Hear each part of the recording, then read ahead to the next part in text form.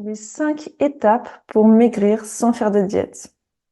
Alors, la première chose à savoir, c'est que le microbiome, c'est l'ensemble des micro-organismes qui viennent soit du tube digestif ou dans les autres parties du corps, que ce soit la peau, le système génital. Pour améliorer le microbiome, on va devoir utiliser les protéines, les vitamines et les minéraux, diminuer l'index glycémique des aliments. Avoir de l'énergie grâce à un bon sommeil, une bonne nutrition et l'exercice physique. On va devoir réduire l'inflammation, réduire le stress physique et mental, l'alcool, que ce sont des calories et que ça diminue le métabolisme, et travailler sur les hormones. Avoir une constance et un mental d'acier avec les habitudes et l'environnement. Son identité, travailler sur ton nouveau toi, ton leader. Il faut que tu t'imagines comme une personne qui n'est pas fatiguée, qui a plein d'énergie, qui a un métabolisme rapide. Voilà les 5 étapes. Dans quel ordre on va manger les aliments? D'abord, on privilégie toujours de bien s'hydrater. Ensuite, on mange les légumes crus, puis les légumes cuits, les protéines, les glucides, les fruits et les lipides. Les lipides peuvent être aussi incorporés entre les deux. On peut faire une vinaigrette avec de l'huile d'olive. Voilà, on peut vraiment interférer, mais l'important, c'est d'apporter tous les macros et les micronutriments. L'ordre des aliments va réduire l'impact sur la glycémie. Comment augmenter le métabolisme? On va travailler sur le microbiote intestinal, sur le stress chronique, sur l'activité physique, sur la nutrition, soit si elle est en overdose ou en déficience, la température du corps, les polluants, le sommeil et la lumière. Ça va jouer aussi sur les rythmes circadiens. Toutes les hormones sont liées à la nature, à l'environnement. Donc c'est important de travailler sur tous ces aspects-là au niveau du métabolisme, et ça, je le fais en accompagnement. Ensuite, on va voir les 5 étapes pour perdre le gras du ventre. On va devoir analyser votre morphologie en prenant des photos. Vous êtes soit ectomorphe, mésomorphe ou endomorphe. Vous pouvez faire le quiz sur mon site delièvreostéo.fr pour déterminer votre morphotype. Est-ce que c'est possible de cibler une perte de gras? C'est ce que l'on va voir. On va déterminer votre fréquence et type d'entraînement avec un bon emploi du temps, des séances de renfo et de cardio, et éviter la sédentarité. La nutrition, ça va être un déficit calorique avec une perte de poids et de gras, avec un timing des nutriments. Le métabolisme total, on va le tester, l'observer et le réajuster. Et ensuite, on va faire preuve de patience parce qu'il n'y a pas de miracle, il y a un point de départ, mais il n'y a pas de raccourci. C'est pour ça que un accompagnement est indispensable pour que vous atteigniez plus rapidement votre objectif sans faire d'erreur. Les 5 erreurs qui t'empêchent d'atteindre ton objectif. D'abord, il y a la nutrition. Le fait de compter ses calories, de négliger ses macros et ses micronutriments. Les macronutriments sont les glucides, les lipides et les protéines, et les micronutriments, ce sont les vitamines et les minéraux. On a un système hormonal et digestif, car chaque aliment consommé, il va déclencher une réponse hormonale. En 2, l'entraînement. Si vous faites comme les autres, c'est pas personnalisé et c'est pas adapté, et ça vous donne de la frustration. Si vous n'avez pas de suivi, vous n'avez pas d'amélioration, et vous avez une frustration. 3, quelque chose si c'est irréaliste, un manque de patience, les résultats sont rapides, se priver et c'est pas tenable. Ou alors un dégoût et ça fait l'effet yo-yo. Pour améliorer les erreurs qui t'empêchent d'avancer, la 4e chose, c'est le mauvais sommeil. Pour l'améliorer, il vaut mieux éviter les écrans le soir. Un mauvais sommeil peut te donner de la fatigue, un mauvais mindset, une stagnation et des blessures. Trop ou peu. Trop, c'est une fréquence élevée d'entraînement qui donne par exemple des séances de 2 heures avec une stagnation. Ou peu, c'est une fréquence faible d'entraînement avec des séances qui sont pas optimales et une stagnation. Et pour tout ça, pour optimiser, je peux t'aider dans mon accompagnement de la méthode STAR. Tu peux aller sur le site lelièvreostéo.fr et tu auras toutes les informations. Comment transformer le gras en muscle? Ce qu'il faut comprendre, c'est qu'il y a 2 processus différents. Le gras, c'est le tissu conjonctif qui contient des cellules graisseuses appelées les adipocytes. Le muscle, c'est un tissu composé de longues cellules portant le nombre de fibres musculaires. C'est vraiment différent. C'est 2 organes différents. Le nombre de noyaux par cellule. Dans le gras, il y a un seul noyau par cellule, alors que dans le muscle, il y a plusieurs noyaux. Plusieurs noyaux par cellule.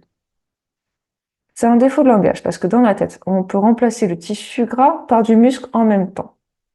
Mais dans la réalité, les cellules adipeuses, elles deviennent plus petites en même temps que les cellules musculaires, elles grossissent. C'est deux processus différents qui se produisent simultanément, qui donnent l'impression que la graisse se transforme en muscle. Alors comment faire? On va utiliser un entraînement de résistance, un cardio à basse intensité et un timing des nutriments. Et surtout ne pas compter que sur les calories. Le résultat, c'est une perte de poids et une perte de gras. Et on va éviter la perte de muscle, surtout dans les troubles du comportement alimentaire. Le muscle est hyper important pour garder une bonne stabilité au niveau mental et physique. 8 astuces pour obtenir tous vos objectifs. D'abord, il va falloir se fixer ses objectifs. 2, réaliser ses progrès. 3, tenir un journal de bord. 4, utiliser la technologie. 5, trouver un partenaire pour vous soutenir.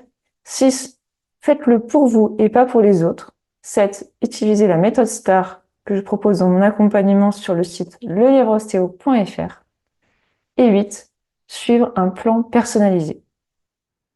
Voilà. Alors, comment vous allez éliminer vos fringales et briser ces mauvaises habitudes? D'abord, le problème, c'est le signal déclencheur, qui est stimulé par le sens, la vue, l'ouïe, l'odorat, le toucher et le goût. Ça nous donne une envie, une motivation. Voilà, la solution, c'est la réponse, l'action. Par exemple, on va manger des chips, du chocolat, boire du vin, de l'alcool, et on va avoir une récompense, un sentiment, un plaisir, soit une punition. On va culpabiliser. Voilà, ça c'est les 4 étapes des mauvaises habitudes et comment ça se produit dans le cerveau. Et le but, c'est de les éliminer. Et ça, je l'explique dans mon programme. Comment tonifier votre silhouette? Est-ce que vous voulez perdre du poids ou perdre du gras? Alors, la composition corporelle, c'est la masse hydrique, la masse musculaire et la masse grasse.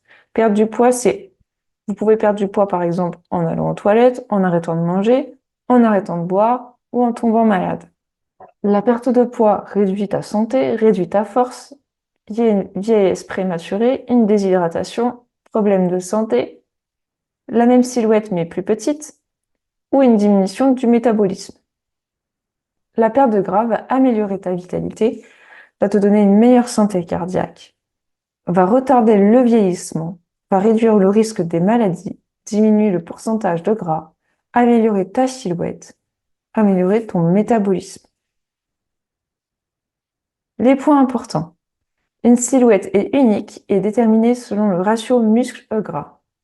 Par exemple, 5 livres de gras brûlent 20 calories par jour. 5 livres de muscle brûlent 250 calories par jour. Donc, à composition différente, on va brûler différentes calories. Plus tu es tonifié, plus tu brûles du gras, plus tu es mince. Tes muscles, ils sont responsables de 20% de toutes les calories que tu brûles quotidiennement. Donc, le métabolisme de base, donc on a dit 20% pour les muscles, 19% pour le foie, 17% pour le cerveau, 10% pour le tractus digestif, 8% pour le cœur, 7% pour les reins, 3% pour le tissu adipeux et 16% pour tous les autres organes. Donc, les muscles, c'est une part importante. Qu'est-ce que l'exercice métabolique? Alors, l'entraînement, il va engendrer une diminution de l'inflammation et une amélioration du microbiote. Il va te donner plus d'énergie, un mental, un cognitif, un système immunitaire et un métabolisme. Améliorer ta santé et ta perte de poids. Les transformations physiologiques, donc, va te donner un meilleur équilibre, une densité osseuse, une densité des capillaires, un diamètre des artères augmenté au niveau des artères coronaires, au niveau du système digestif, améliorer le bon cholestérol, le système immunitaire, la sensibilité à l'insuline, une bonne masse maigre, des muscles, une oxygénation cellulaire importante, la taille des fibres musculaires qui va augmenter. Ça va être un anticoagulant naturel et un anti-inflammatoire. Les avantages cliniques, ça va diminuer les cancers, les pathologies coronariennes, la dépression, le poids excessif, les fractures, les blessures, l'ostéoporose, l'AVC et le diabète. Ça va augmenter la fonction cognitive, les facultés physiques, le maintien du poids. Le microbiome brûle des calories constamment.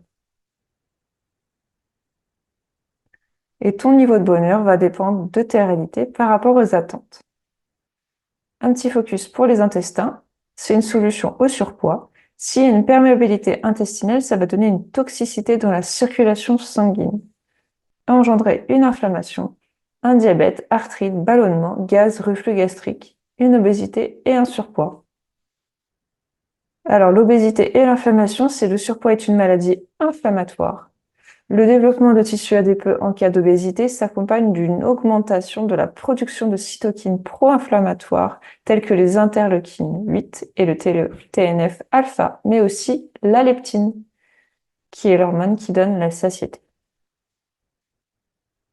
Voilà, je vous ai tout dit sur la perte de poids, sur les choses essentielles à savoir avant de commencer un accompagnement personnalisé pour atteindre vos objectifs et selon votre morphologie, votre histoire, il va falloir travailler sur tous ces facteurs-là. Et déjà, ça vous donne un aperçu que vous compreniez le mécanisme de la fibre musculaire, du tissu gras, les objectifs qu'on peut se donner, que la silhouette, le poids sur la balance, tout ça, c'est complètement différent. Alors, si cette vidéo t'a plu, mets un pouce bleu sous la vidéo. Je te remercie.